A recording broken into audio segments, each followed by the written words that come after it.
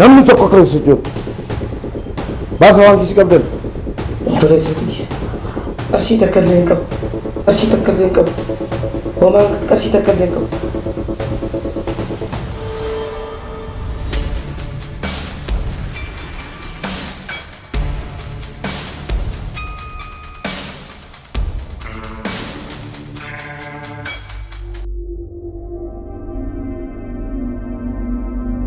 osoo ati nama nu ajjeesuu baatte saanduqni reeffaa kun nuun gurguramu ture jiru. Hiriyaa koo baay'ee si jaaladha. Abshiraallee si jaaladha. Meetira saanduqa afaa jiru qofaa fi eeruu naa kenni. Ammaaf tokko qofatu jira. Inni qixa kiyyaan dhala. Nama baay'ee dheeraa ta'ellee akka sadiitti mura anaaf dhiisisan.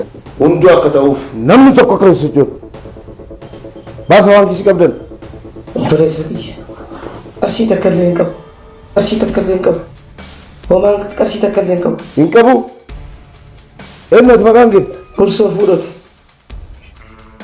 Ati yoo kennu gidalu gidalu balleessaan kiyya isin bichaa se'ee namni biraa waan hin jirre se'e namni biraa duuba keessan jiraachuu hin beekne homaa kiisiin qabu isinii kennuufillee ammumaa dalagaaf bahe homa takka kiisiin qabu.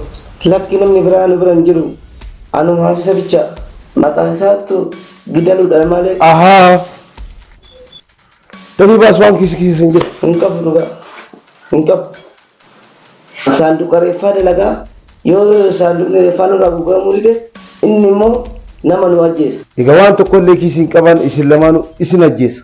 Maaloo nan ajjeesin yoo kadhadhellee borsii kenna. Atee anillee bor nama tokko ajjeesee yoo jedhe saanduqa isaan waan gurgurataniif isaanirraa fuudhee ni kenna. Hin soba. Meetira keetiin dalagame siin jedhee miti ani.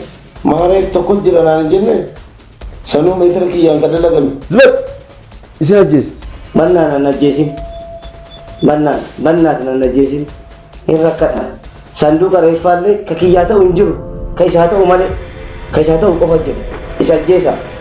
Hayyee hoodhaas ajjeesa. Ajjeesa. Ija keessa moo funyaan keessa hooraan du'a hin beeku baran. Gidalootti Lafa hooraan du'a. itti fufi.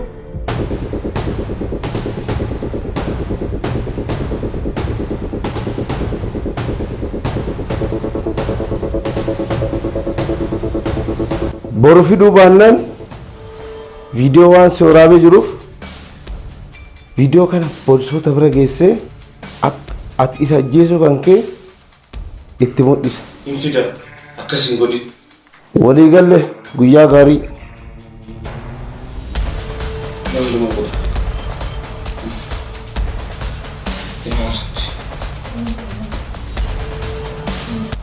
Deemee namichi. Hin duune akkam hiikaa. Aadaa ati ajjeesuma na waraante.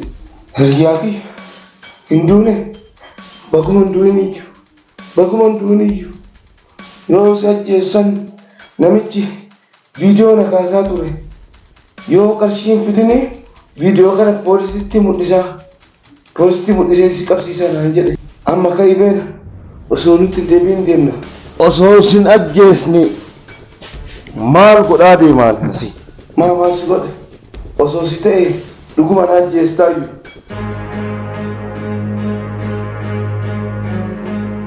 Amsa tokko qofa sitti dhaamadha. Poolisii bira deemitini amanti ka du'e kana ajjeestu du'e jedhii itti naa himi.